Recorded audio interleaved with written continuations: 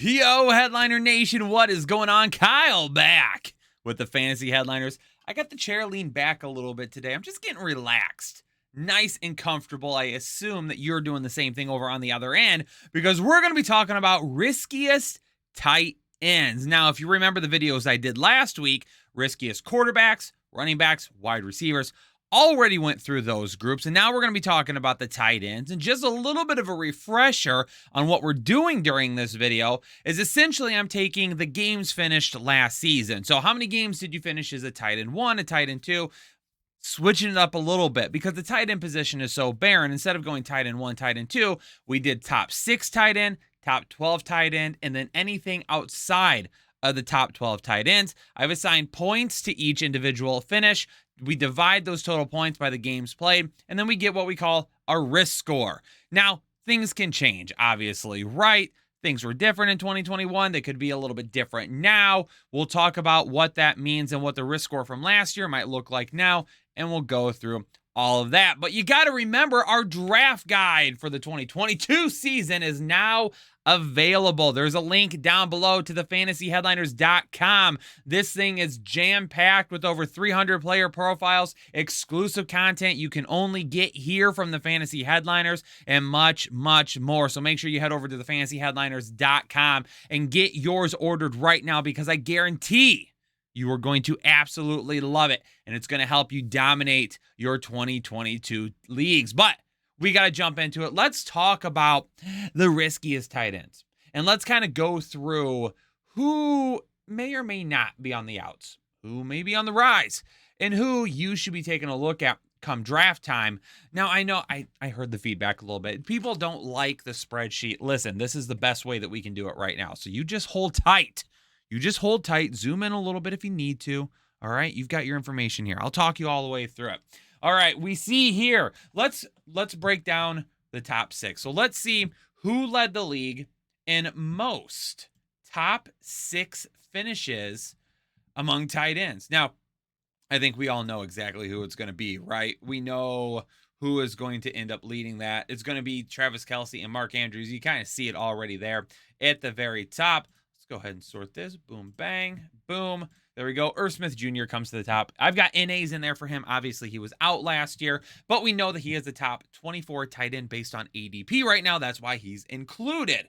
So Travis Kelce led the way with 9 top 6 finishes at the tight end position. Mark Andrews was right behind him at 8. George Kittle was 6. Even though George Kittle played in less games than these quarterbacks last year, he ended up finishing with 6 games inside the top 6 tight ends. Uber efficient when he's on the field. The only reason people are kind of still not drafting him on draft day and kind of trying to jump over him a little bit is because of his injury concerns. But man, he's coming at a pretty decent price right now. I mean, number 39 overall. I don't hate that. 6 games, George Kittle, Dawson Knox, and Dalton Schultz tied with 5. 4 for Waller, Hockenson, Goddard. Go dare if you're feeling fancy today. And Gesicki. 3 for Freiermuth, Henry, Ertz, Pitts, and Noah Fant. That has to sting, right? Kyle Pitts and Noah Fant both finished with the same amount of games as top 6 tight ends last year. Gerald Everett, Robert Tonyan with 2. Logan Thomas, David Njoku, Tyler Higbee, Albert, are you okay? With 1 apiece. And then Evan Ingram, Austin Hooper, Cole Kmet. None of them finished top 6 tight end. So what about top 12 finishes? So this is taking a look at everybody that finished from 7 to 12. From 7 to 12. So let's take a look here real quick and see who comes in there. Dallas Goedert, Pat Freiermuth, Hunter Henry, and Zach Ertz. So these guys right here, 4 games as top 12 options. So maybe these weren't guys that were having huge weeks that were going to win you a week. But if you get me a guy, if you said, Kyle, in the later rounds, you could spend a pick on a guy that's going to finish as a top 12 tight ends more time than not, I'm taking it. So Mark Andrews last year, he had 8 games as a top 6 tight end. Dallas Goedert had 8 games as a top 12 tight end. So you take a look at a guy like Kyle Pitts. Kyle Pitts had 6 total games as a top 12 tight end. Dallas Goedert had 8 total games is a top 12 tight end. So you got to really look at those numbers and say to yourself, Kyle Pitts right now going at pick 34 overall. What do we think about Kyle Pitts compared to, let's say, a Dallas Goedert, a guy that, again, finished with 8 games as a top 12 tight end last year, where Kyle Pitts only finished with 6 games. And he's going almost or over 30 spots behind him. So, I mean, obviously Kyle Pitts has a lot of upside. We know that. We know he has upside potential if he starts scoring some touchdowns. He's got a new quarterback, though, in Marcus Mariota.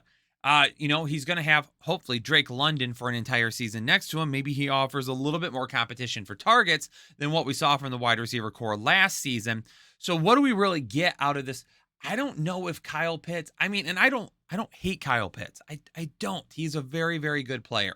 Last year, we told people to be very careful. People were like transcendent talent. I remember getting absolutely beat up in the comments when I would say to people, I'm not spending like a top 5 pick on Kyle Pitts. I get it. I understand why. I'm not doing it. I can't. Well, look what happened. He didn't score the touchdowns. The yards and the targets and things were there, yes. But there was a lot of different things there that just were kind of all over the place. So going into this season, man, it's really tough for me to see investing in Kyle Pitts again. I like Kyle Pitts, but he's got Marcus Mariota as his quarterback. Why? Cordarrelle Patterson, maybe he plays wide receiver a little bit more. If Cordarrelle Patterson plays wide receiver more, that is something that we take a look at and say, okay, maybe that hurts Kyle Pitts a little bit. But when you see like a guy like Dallas Goedert finishing so high, and we'll talk about it at risk score here in a second, it's hard to imagine not wanting to draft a guy like Dallas Goedert. I mean, even Pat Freiermuth, he had 7 games. He even had more games than Kyle Pitts as a top 12 tight end. That's really tough. That is really tough to say, hey, Pat Freiermuth going at 99, I'm going to take Kyle Pitts at 34. When Kyle Pitts may not necessarily have that much better of a situation this year than what he did last year. 3 top 12 finishes for Mark Andrews, Kyle Pitts, Gerald Everett, David Njoku, Tyler Higbee, Evan Ingram, Austin Hooper, Cole Kmet. 2 for Travis Kelce, George Kittle, Dawson Knox, Dalton Schultz, TJ Hawkinson, Noah Fant, Logan Thomas. 1 for Waller and Albert, are you okay? And then Mike Gesicki and Robert Tonyan with 0. Now, we got to break it down again because let's take a look at the amount of times that a player finished outside the top 12 tight ends. This is one that I don't love. This is a category I don't love because you take a look at a guy like Cole Kmet, Austin Hooper, Mike Gesicki, Evan Ingram, Albert, are you okay? All of these guys with 11 or more games where they didn't even provide you top 12 tight end numbers. And here's the thing. It's not that hard to be a top 12 tight end. I mean, you could trip and fall into the end zone in any given week, and you're probably going to be a top tight end. I mean, that's what the position is these days. You score a touchdown, you were probably a top 12 tight end. That is what the position has come down to these days, all right? But then you take a look again, like Kyle Pitts. Like, take a look at everybody here that had double-digit games last season in which they finished outside the top 12 tight ends. Look at this. Cole Kmet, Austin Hooper, Mike Gesicki, Evan Ingram, Albert, are you okay? Skip Pitts, David Njoku, Tyler Higbee, Noah Fant. What do you recognize about all those guys? Their ADP is in the hundreds. The lowest one is Mike Gesicki at 103. And then all of a sudden you got Kyle Pitts at 34. We're spending a 3rd to 4th round draft pick on Kyle Pitts when he had just as many games last season outside the top 12 tight ends as guys that are being taken in the hundreds. It's insane. And again, I like Kyle Pitts, but is it worth it? Is it really worth using such a high draft pick on him, knowing that his situation isn't better than last year? Zach Ertz, Gerald Everett, Dalton Schultz, all with 9. Pat Freiermuth and Hunter Henry with 8. Dallas Goedert, Dawson Knox with 7. Hawkinson, surprising to see Hawkinson here. Now, he only played in 12 games, so half of his games he finished outside the top 12. But honestly, was surprised it wasn't more based on what we saw from him in that offense last year. Robert Tonyan with 6. Mark Andrews, George Kittle, Darren Waller with 5. Travis Kelce with 4. And Logan Thomas with 2. So let's back it all the way up here, and let's go ahead and take a look at our risk score. The lowest risk score, again, we knew this, Travis Kelce and Mark Andrews. Now, George Kittle is very close. George Kittle at a 2.3 is very close to a Mark Andrews. Okay? So if you're using a second round pick on Travis Kelce or Mark Andrews, do you wait a little bit longer and take a George Kittle? Huh? Listen, the biggest thing is at this point is we know that George Kittle, the only thing holding him back is just the injury concerns, right? If I told you George Kittle was going to be a guy who gave you 17 games this year, where would you draft him? That's my question of the day right there. Put hashtag Kittle in the comments. Get us 800 likes on this video, so hit that like button right now. And I'm going to pick one of you to get a free draft guide. 800 likes on the video. Leave me a comment down below, hashtag Kittle. And where would you draft him if I told you that he would have 17 fully healthy games? He played the entire season. Actually, let's do 16. Let's say 16. 15 to 16 full games. Where would you take him? Okay. Do you take him over Andrews? Do you take him over Kelce? Probably not. Do you take him over Kelce? Probably not.